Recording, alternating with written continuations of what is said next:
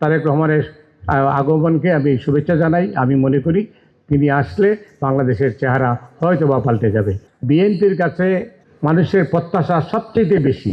Media policy কি হবে, জনাব সালাউদ্দিন আহমেদ, জনাব রিজভী আহমেদ দুইজনের বক্তব্য থেকে স্পষ্ট।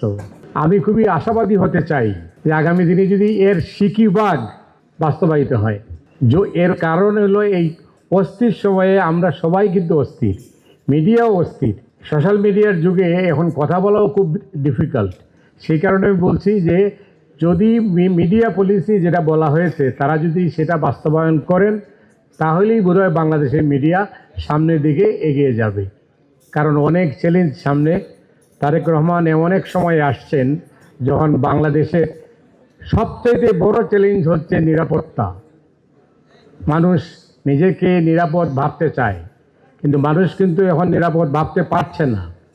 চারদিকের পরিস্থিতি যেভাবে যাচ্ছে, আমরা যখন কথা বলছি এখন ঢাকা ময়মনসিংহ মহাসড়ক অবরোধ, দিল্লিতে আমাদের হাইকমিশনারের বাসভবনে হামলা হয়েছে, আক্রান্ত হয়েছে প্রহরীরা।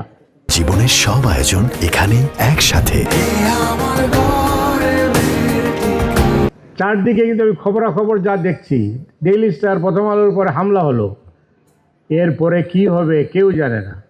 তো সেই কারণে এই অবস্থায় বিএনপির কাছে মানুষের প্রত্যাশা সবচেয়ে বেশি। বিএনপি মানুষের পাশে থাকবে, তারেক রহমান আসবেন, তারেক রহমান সেই প্রতিশ্রুতি দেবেন, সেটা আমি জানি। কিন্তু প্রশ্নটা হচ্ছে যে আমরা সবাই নিরাপদ থাকতে চাই, লিখতে চাই, আমাদের কথা বলতে দিন। আপনারা যদি এটা নিশ্চিত করেন সাধুবাদ জানাবো, আর না হলে আবারও হয়তোবা আমরা আপনাদের সমালোচনা করব। কিন্তু এই সমালোচনা যেন হঠকারিতায় পরিণত না হয়, সেই দিকটাও আমাদের দেখতে হবে।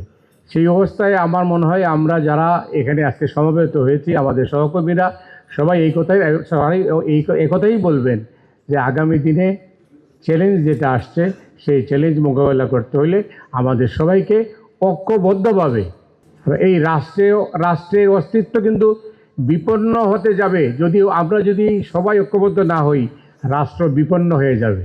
সেই রাষ্ট্রের অস্তিত্ব যদি বিপন্ন হয়ে যায় তাহলে আমরা কেউই থাকবো না। আগামী দিনের সুন্দর ভবিষ্যৎ, তারেক রহমানের আগমনকে আমি শুভেচ্ছা জানাই। আমি মনে করি তিনি আসলে বাংলাদেশের চেহারা হয়তো বা পাল্টে যাবে।